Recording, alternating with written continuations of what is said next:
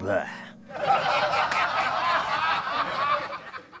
I watched because I knew at this point, I knew I was going to be talking to you, and I knew that you were involved with Street Trash. So I was like, I better watch. So I watched Street Trash on Halloween, and I was like, okay. I've seen it millions of times, not millions of times, many times. Actually, it's one of those movies. So obviously, Street Trash is one of those we were talking about. Okay, so my generation, I grew up. My core childhood memories are perusing the horror. I'm sure you've heard this 1,000 times from guys like me, perusing the horror section and seeing the cover art and having it burned into your brain. And someday when you're a little bit older, being brave enough or curious enough to rent it and see what is on those tapes. Gary X says he's drinking Viper right now. Where's he getting it? I don't know. I hope it's not Tenafly Viper. You'll be in trouble.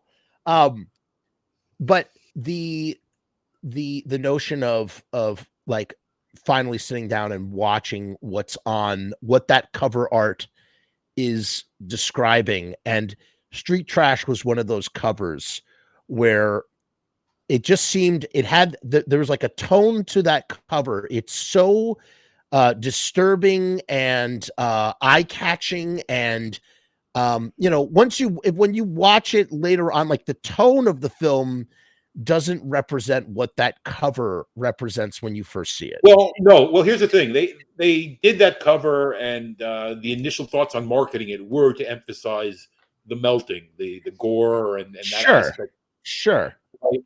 I feel the film, to me, that what's unique and special about the film is that it's this totally, unexpected, very multi-character, It's a hodgepodge. There's so much going on in it. It's not just another horror movie. I mean, most movies would have taken a premise and it just would have been a series of people that melt, and there wouldn't have been really that much to it. This is also one of the things I think some people who have written negative reviews about it sort of can't get comfortable with. They're like, oh, it is exactly. They'll say it's a hodgepodge. It has all these other unresolved plots and all these characters, but that's what's entertaining about it. But I don't. Here's the thing: when I say a hodgepodge, just to clarify that remark further, I don't see that. That's not a negative. In fact, so here's the thing: and this is what I wanted to. I got carried away talking about the cover art. This was the most interesting thing about. I've been watching Street Trash my whole life. In that I watched it as a teenager. The first time I saw it as a teenager, I watched it, as a young adult. I watched it in my 20s. I've watched it in my early 30s. I've watched it in my late 30s. I've watched it as a single man. I've watched it as a father. I've watched it. You know what I'm saying? Like, I've seen it through all these different prisms. And every time I've seen Street Trash, I see something so different, or I see it from a completely different perspective. I can remember as a youth watching it and just like literally being like, okay, this is the melting people movie. Great. I want to see some people melt. That's great. I love the people melting. I don't know what the hell is going on with the plot. Like, it's all over the place, whatever. Okay, this is crazy. Well, and then the movie just ends. Well, that's weird. And then when I get older, like slowly but surely, I see every layer. And the last time I've watched it, I saw a lot of social commentary that I never really considered before. I saw it was, I don't know, it was a really interesting sort of viewing for me to sort of, I just saw it in a completely different way, all the different elements that are working together. I mean, again, Street Trash is a film. I'm far prouder to be associated with Street Trash and Spookies in terms of the end result. Sure. And I always I personally, from the first time we finalized the cut of Street Trash, I felt very satisfied with it. I felt it was incredibly entertaining. I think it's. I can still watch it and not get bored or it's it is a low budget horror masterpiece. It's a masterpiece. I really do. And that was my feeling watching it this last time more than anything, just from the effects. And here's the thing. You got to watch it with the subtitles on. I had never seen it with the subtitles before. No, I'm serious though. I never agree saw with it with the subtitles before, and suddenly there was so much story that I picked up on that I was not picking up on. Like, I had never considered this whole subplot of the fact that that Nikki, Mr. Duran's girlfriend, was that the mob guy who comes down was sent there by Nikki Duran in the first place, in the junkyard. Right. There were all these like little details that I just didn't pick up on. And suddenly I was like, oh, that makes more sense to me now, that sort of thing. By the way, there's a song that plays on the DVD menu, the Blu-ray menu. That was written for the movie. Oh yeah. That blew me away because I'm like watching going, Nikki you're Duran. talking about the song that Nick Duran sings? You call me Mr. Duran. That's a parody of Frank Sinatra's My Way.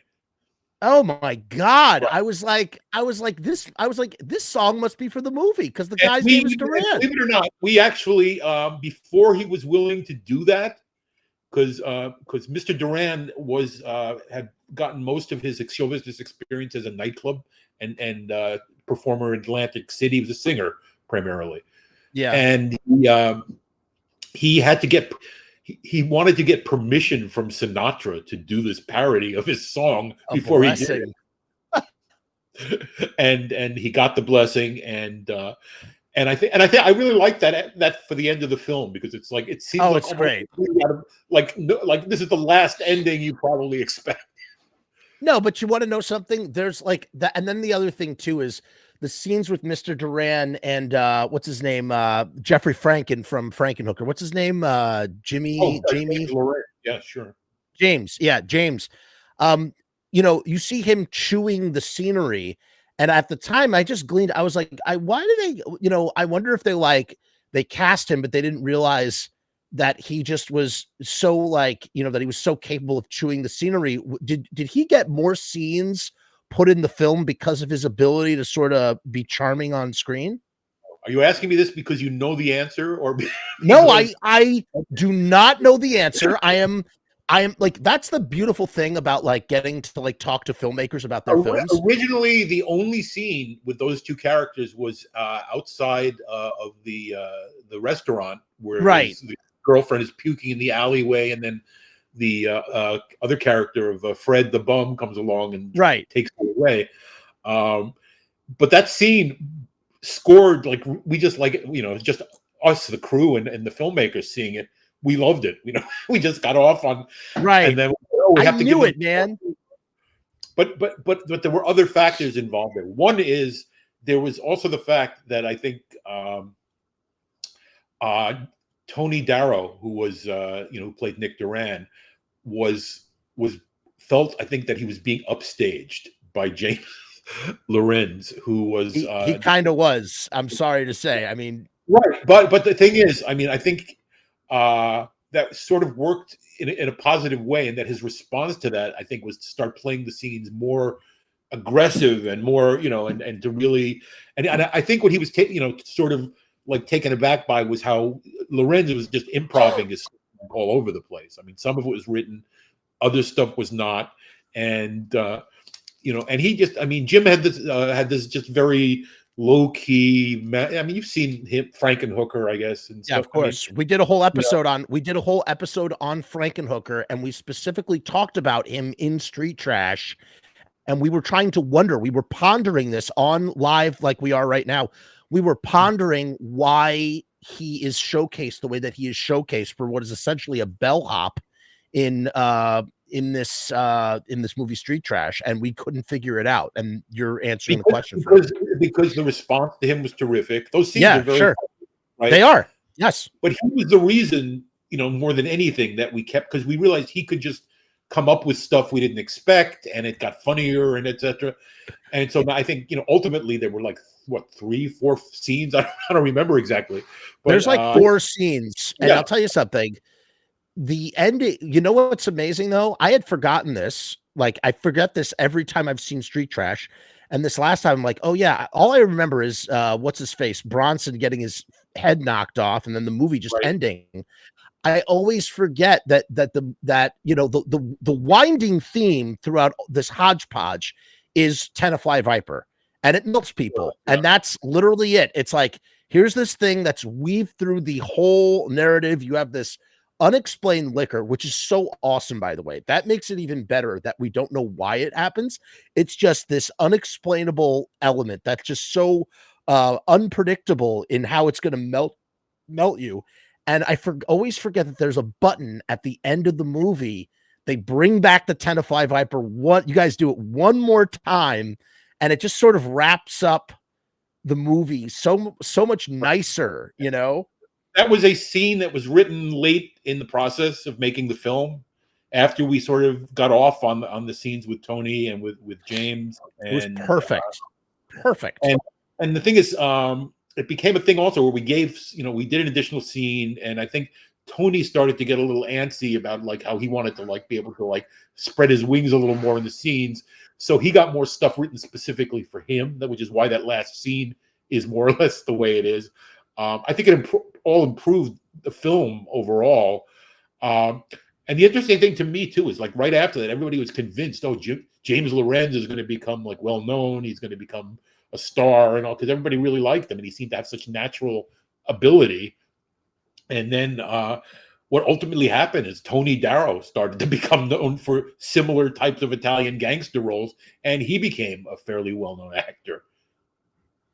Where James has continued to work to this day, but Tony got a little bit more high profile for a while. He did The Sopranos. He co-starred in a Woody Allen movie. I mean, you know, it was kind of a surprise. And then you have like, it's weird. It's just like, yeah, it's like all these, you know what it is in a weird kind of way.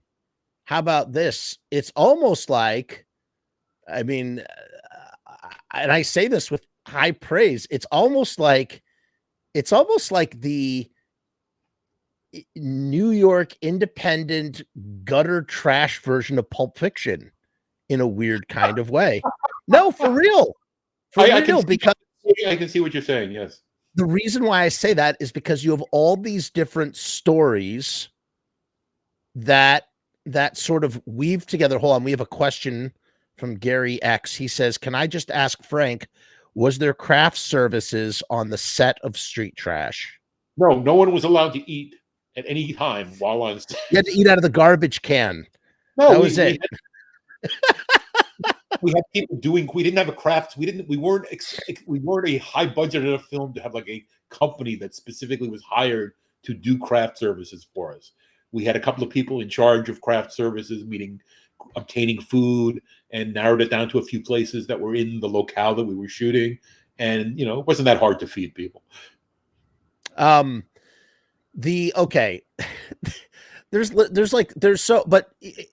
Going back to like this idea, if you were to sort of separate all the different scenes or stories and then like consolidate them into like anthology segments, they almost kind of all fit in their own kind of way. I'm not saying that would make the movie better, because it wouldn't. It would be a little bit incoherent. It needs to have jump from one thing to the next thing to the next thing the way that it does in the movie. Right. But it really does have almost like an anthology-esque feel to it, because you have and I have to say, in a 2022 perspective, almost there's not a single redeemable character in the entire movie, except I've determined the kid. I guess the kid is the only. He's supposed to be like the sort of, in a way, the emotional center of the film. Wendy, you would think that, and I wrote this on Twitter, this was my hot take, Wendy seducing Lost Boys, right? He's a Lost Boy, and Wendy, who's taking care of him, but like lets him do stuff or is about to let him do stuff. And ultimately that's Wendy's irredeemable factor in the year 2022. The character was originally written as a 13-year-old kid. And wow, I didn't even realize that. There you go. Oh my God. And we wound up casting somebody who was like in their early 20s, who just looked very young. Right. The age is never mentioned, so whatever. Right. But I assume that even in the movie, that he is supposed to be an underage younger brother runaway type kid. So right. But it was what's up, originally Angus? How are you? Sorry. It was written younger. We decided against that for several reasons. One Makes was sense. that casting an actor below a certain age, it has all kinds of other problems associated with it. But you're supposed to have somebody on the set to teach them because they're missing school. Right. It's an entirely different matter. Plus, the script itself was basically so objectionable that it didn't seem likely that we could say, "Oh, we want your 13-year-old in this movie that's going to get rated X." I mean, and you also had the mayor from the Toxic Avenger is in there as well. Yeah, Bob Ryan, and we cast him. We hadn't even seen any of the Trauma movies that he was in at the time.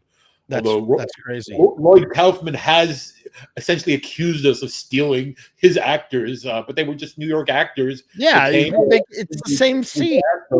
And he was a blast. He's one of the better actors in the film, I think. I think he was actually a very good actor. Yeah, he's good. I mean, and then, it's weird. The tone goes from, okay, one thing I have to ask, the scene where we first see the first melting guy, at the beginning of the film, the iconic toilet melting scene, which is just to this day, like, mwah, like just perfect, like just pure excellence. There's a bunch of bricks that were purposely they seem like they were purposely stacked up so that when he closed the door, the bricks would fall. Can you tell me anything about these bricks? Do you remember anything on location when they were shooting that? I am guessing that probably while they were figuring things out and rehearsing and stuff, something probably fell off, and they said, "Oh well, what if like the door got shut and then this got whatever." It's stuff like that. It's such it's such a wonderful little like thing. Like just I love that. I love that stuff. He walks through the door when there's no like walls, and then the bricks fall down. It's just such a tiny little comedic element that really kind of tells you what kind of movie this is. And then the other thing too is, can you talk a little bit? I'm sure you talked about this a lot in interviews, or whatever. The steady cam. There was a steady cam on the set. As you might know, Jim Muro, the director. Yeah. At the time, he was as a 19-year-old, he was very fortunate to have been gifted with a Steadicam, and was very good friends with Garrett Brown, who was the inventor of the Steadicam. And from The Shining, he also did The Shining, right? Right. The inventor of the Steadicam. He went on to become one of the major Steadicam operators, and to this day is still doing major TV and film with his director of photography on a number of things these days. But he that was like one of the big pluses that we had. I mean, that as you are aware, a lot of the film is shot with the Steadicam, and at the time that was a high production value thing. That was something huge Hollywood films did. And it's funny, I was trying to explain that to my friend who I was doing the show with, and we were talking about Street Trash and Frankenhooker, and I was saying, like, yeah, that was a big deal. Like, and if you watch the movie, it just adds so much production value. This smooth camera that is just gliding all over the place, There's a scene also, I forget the black character, homeless guy, stuffing turkey. Yeah, stuffing chickens down his pants. Yes. Like this scene, first of all, it's such a great scene. It's also like, it's so disgusting because it's like these raw chickens are going down the dude's pants. You just imagine that this guy has not had a shower in a long time, and just like all these elements. It's such a great scene. What is the genesis of this? It's just so, it's just wonderful. I would say the script. Right, of course. Interestingly, that was the scene that in its original video release, which or was it I forget if it was the video and or the theatrical one, either one or both, but that was the one scene to get cut out of our original version. I'm pretty sure on the video version. Wow. Basically to fit it onto a 90-minute video cassette. That's crazy, because on the I'm glad it was restored on the Synapse disc, which is the one that I have, with my nifty Tenafly Viper sticker. And one of the things that I said in my review, and obviously like the Bronson stuff is great. I mean, it's just weird and brutal, and his death scene at the end is so, you know what's interesting? I'm watching his death scene this time and he's sort of watching as Wendy like jumps over him, and it's like as he's dying, he's getting a brief glimpse of her crotch area. And it's like, I can't explain it, but it's like, it's just this really sort of like life is fleeting type moment. There's actually like some real poetry. I know it sounds crazy to say in a movie like Street Trash, but I have always felt there are a lot of very nice cinematic moments in Street Trash, and that's a result of just combined effort. I mean, between the director, we had a very good DP, David Sperling, Dennis Werner, our editor, I think did a fantastic job. There was an effort. I mean, we wanted to be able to make, as the best film possible, but I think there were a number of things that helped to make it easier. One was that Jim shot an awful lot of coverage, more than you would usually shoot for the films made in that budgetary range. Sure. And he was able to get away with that because his dad was like basically bringing in a lot of the financing, so he was not being reprimanded. Right. I mean, that's the beautiful thing of being able, again, when you have the ability to be in control, and then you don't have to worry about, and again, that is the also at the center axis of of commerce and art, right? But what was I going to say about not Bronson, not about the death? There was another thing. There's another element of Street Trash. Oh, yes. The biggest crime of Street Trash. Here is the single biggest crime, is that there are not more of them, and that we do not have a franchise of Street Trash. And again, yes, you very clearly emphasize that Street Trash is so much more than the melting elements that make it famous.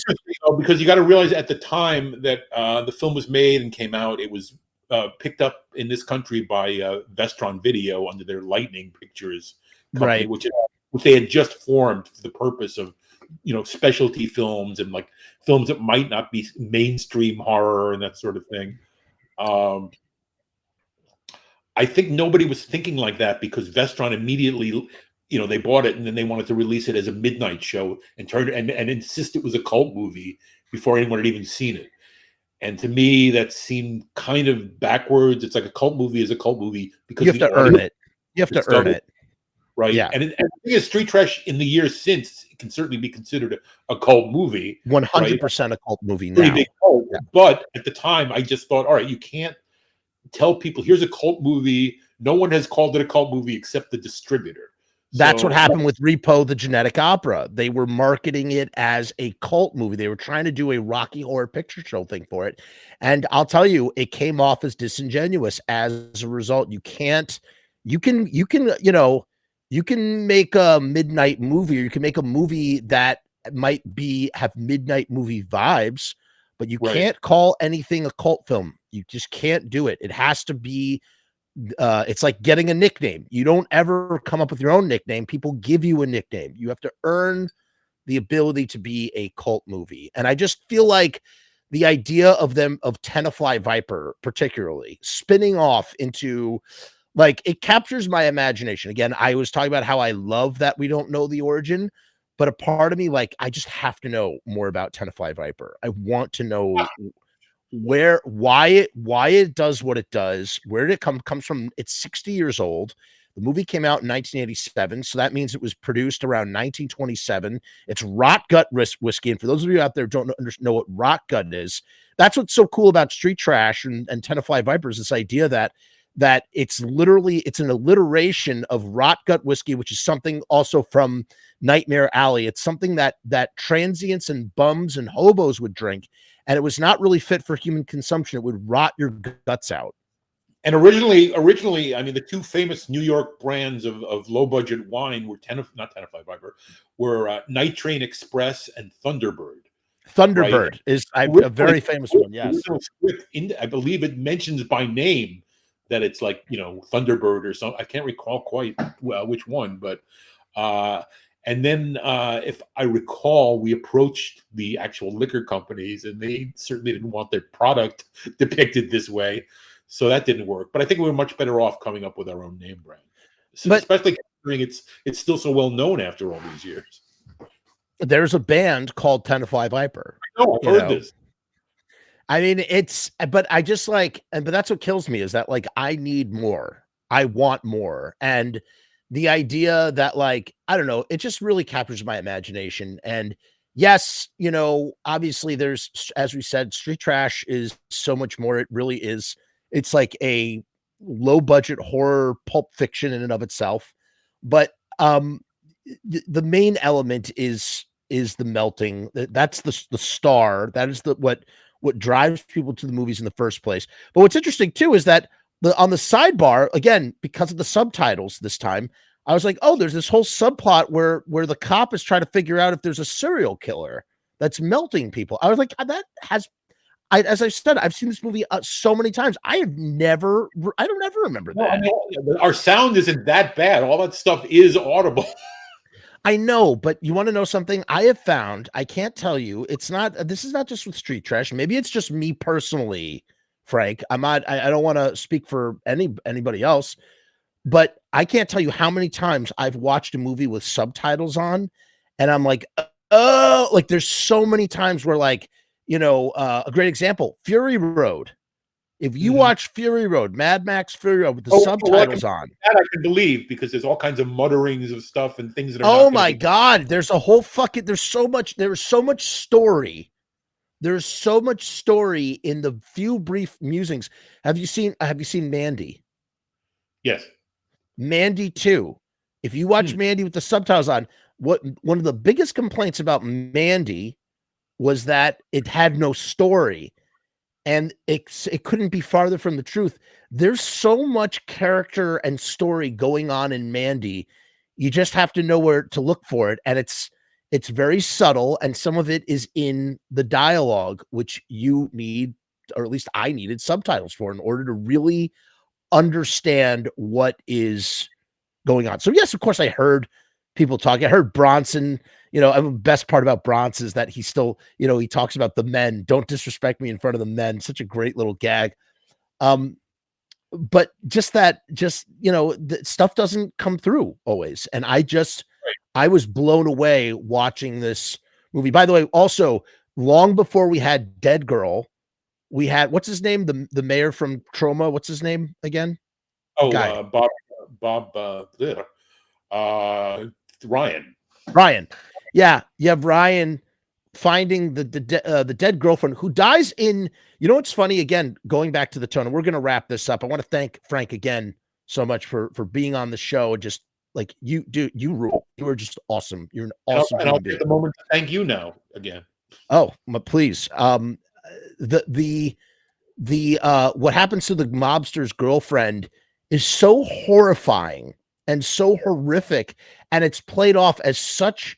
The tone of it is comedy. It's supposed to be funny, but when you actually think about it, like, holy shit, where the movie does take a much darker turn. Gets so dark. And to tell the truth, it's like I've talked to people about that in recent years, and it's like, I guess it's debatable how maybe it should have been played differently. But at the time, it is what it is. It's just a product of its times. But like at the time, it was intended to be more horrific than funny. Certainly. Really? I mean, I know a lot of it. I understand how ridiculous a lot of it is, but it's still. I'm sorry. It's like it still boils down to like a woman being like raped by like 20 vagrants. Who are standing like, you imagine that, like, that's what's crazy about it. You know what it is?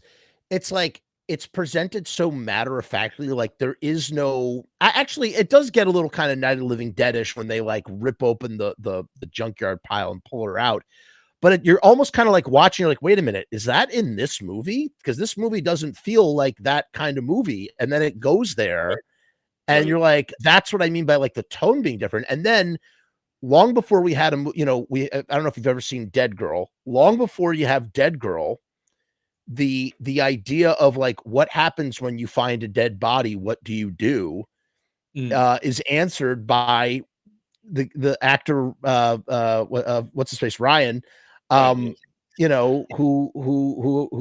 solves his blue balls problem in he's quite the opportunist. Let's just say that he never turns down any sort of opportunity, whether it's an opportunity or not, which is obviously is not. Even if someone might spot him doing it in public. Yeah. But the idea that, and it's so funny too, because they're like, yeah, we figured out there were at least we have 3 different types of semen, and the last one had gonorrhea.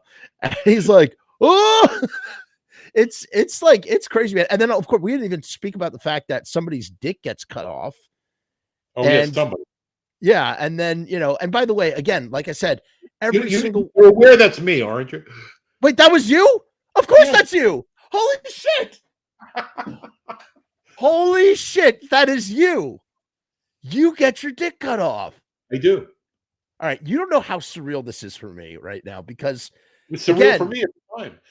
Yeah, no, but yeah, I'm sure. But like, okay, that's even crazier. That was you. I'm glad you're so pleased. My God, I'm tickled pink. I'm tickled pink because here's the other interesting thing that the concept here.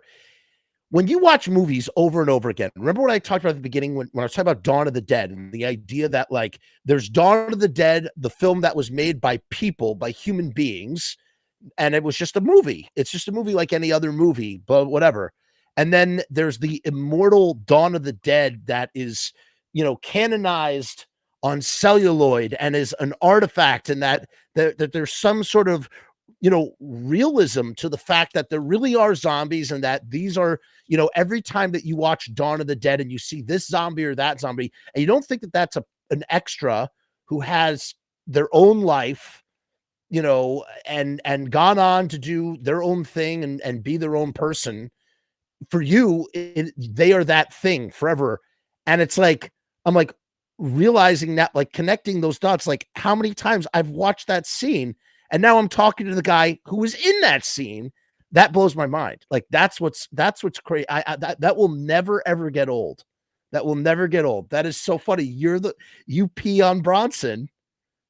No, I don't. No. Well, actually, yes. Pardon me. I forgot. Yes, as a matter of fact, I do. Yes, and then he cuts off your dick, not your dick. He cuts off the bum's dick with his femur knife, and then they're playing keep away with it. And again, going back to almost every single character, maybe not every single one, almost every single character, is like despicable in some way, shape, or form. In this case, they are literally playing keep away from you, a poor man who's just trying to get his dick sewn back on. And then that guy who catches your dick and he throws it again, he ends up getting exploded by the Tenafly Viper. And it's just desserts. It's like, you don't keep a guy's dick away from him. You just don't do that. And he got his just desserts, and that's it. Well, if you're living in a junkyard, it's like you can't expect to be, respected the way you might be in it's interesting because, like, I feel like there's plenty of like social commentary to be sort of plucked out of street trash. Like, it's not just like an exploitation film. It's not like, just a horror film. Like there is plenty of theme that you can sort of pull out of it. There are many influences. I mean, like sure, more than most people who've seen it probably realize. I mean, and one of the major influences was simply living in New York City at the time. Yes, where there was a huge homeless population. Yes, and that's how, I mean, to see homeless people on the street trying to wash windshields or arguing with each other. I mean, this was just part of the atmosphere of New York City. And that's what's so amazing about that scene when you look, again, Brain Damage and Basket Case and I Was a Teenage Zombie and Frankenhooker, all of these movies capture Street Trash, Trauma, all these movies capture that New York, which no longer exists. And that's so often true, in the same way that George Romero made Martin about, he wanted to talk about decrepit or crumbling cities. That was one of the themes in Martin. And that is something that is, it's taking something from real life and transforming it into like something, a cinematic story. And that is what Street Trash is doing with that. So that brings us to the 2-hour mark, which was a little bit more than I anticipated. But I want to thank Frank so much for coming on. I throw in a couple of plugs before we. Are you kidding me? Plug away, go for it. Let's hear them all. One is, I mean, a little while ago you mentioned like why hadn't Street Trash had a sequel, or you know, why wasn't it a franchise? And I was trying to explain before, the main reason was it was not released like a regular movie. It wasn't thrown in like 100 grindhouses across the state at a time. It was like in 1 or 2 theaters in one city at a time. So it had a different type of release with different intentions. But the fact is, and I guess you're not aware of this, that there is a Street Trash remake that has been announced and will probably impossible. That's impossible. Oh, not at all. No.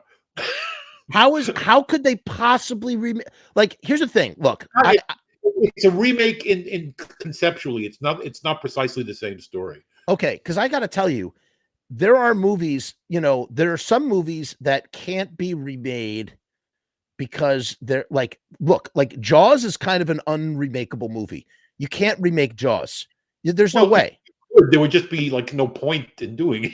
No, but I'm saying, like, how could you, let's say that you try to tell the story of Jaws again, or Back to the Future for that matter, really. There are some movies that are just so, like, unique in what they are. Like, you cannot remake them. Street Trash. It's not just a matter of the story. It's a matter of all the elements of the production. It's the direction, the acting. It's every element of filmmaking that contribute and combine to make something especially memorable. By the way, I just want to say I am all for and super excited for anything Street Trash, and I will watch this remake with great enthusiasm.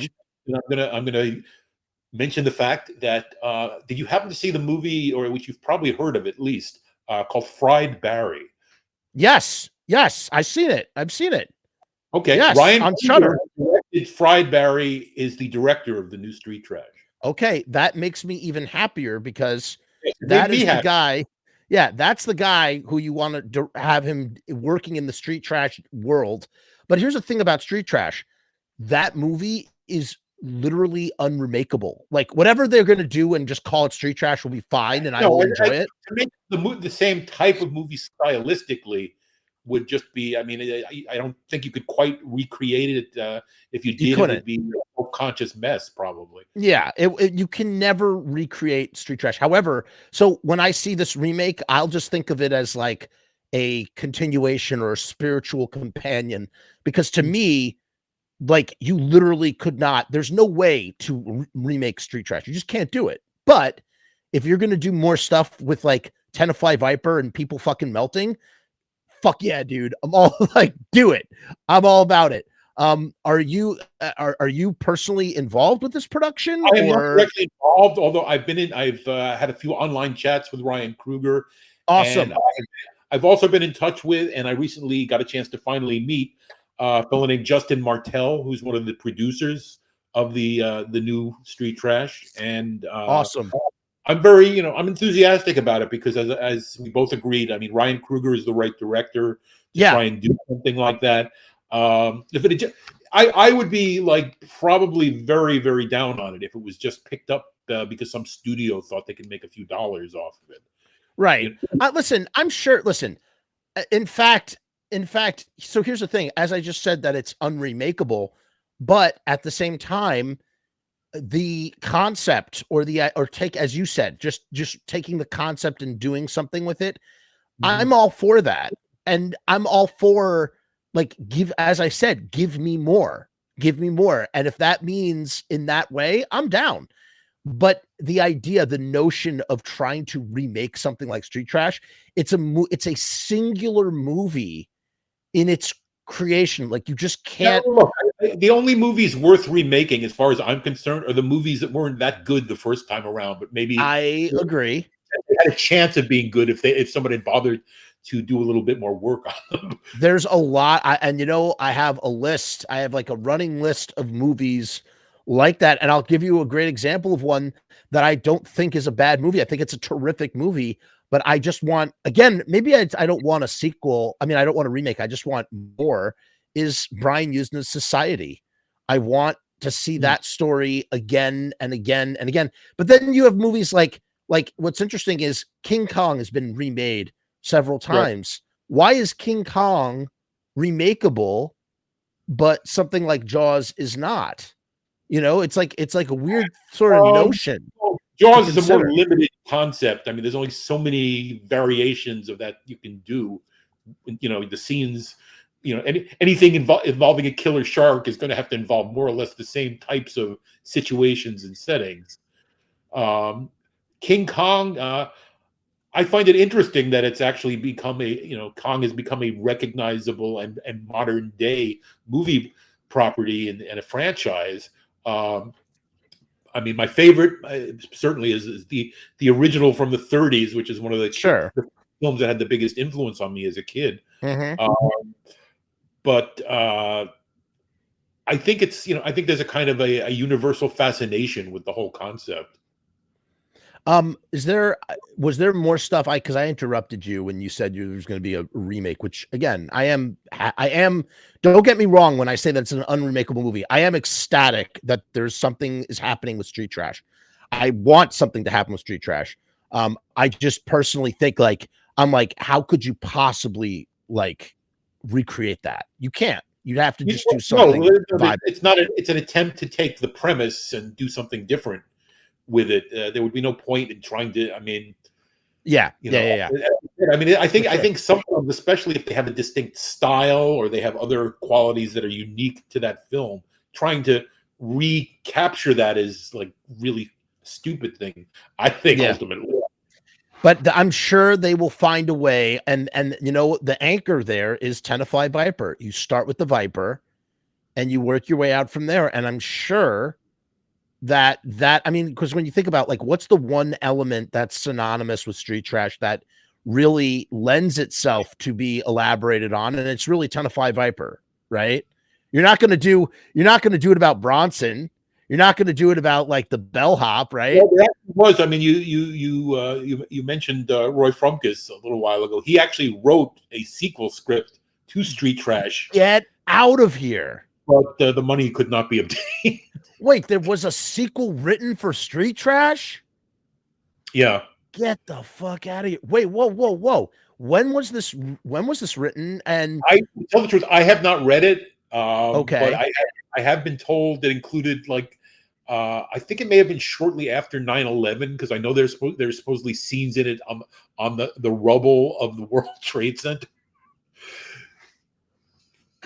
That is shocking to me.